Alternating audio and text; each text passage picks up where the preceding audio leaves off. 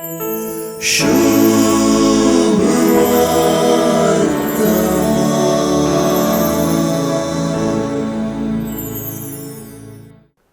जावचें मनशा जिनोस म्हणलें जेजू जाणा, देखूनच तो पूण जावचे विशयांतली गजाल सांगता.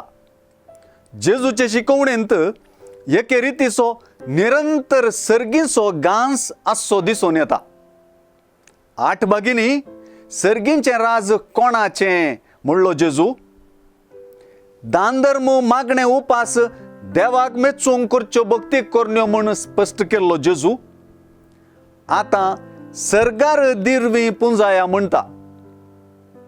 एके रितीन पळयल्यार जेजून दिरवीं पुंजावची वपारस सांगली. जायते फावटी पुंजायलेलीं दिरवीं उपकाराक पडनासलीं जातात.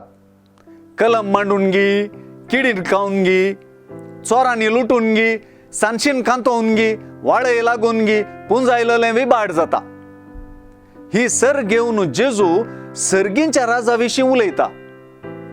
सर्गींच्या राजा उदेशीं पुंजायल्लें दिरवें अशें विबाड जाता म्हणलें भें वा आकांत ना.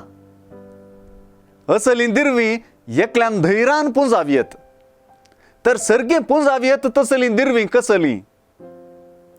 पयल्यान पयलें सर्गा विशीं चिंतून जियेल्लें वा काळीज सर्गी उबारून जियोवचें जिवीतच एक दिरवें.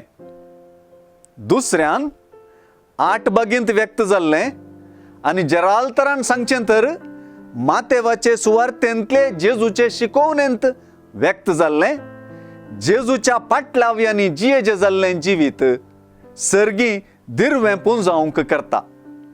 अशें जेजूच्या पाटलाव्यांचे दोळे वा तांणी संवसार पळोवची रीती सर्गी दिरवीं पुंजावचे दिशेनच आसूंक जाय न्हय.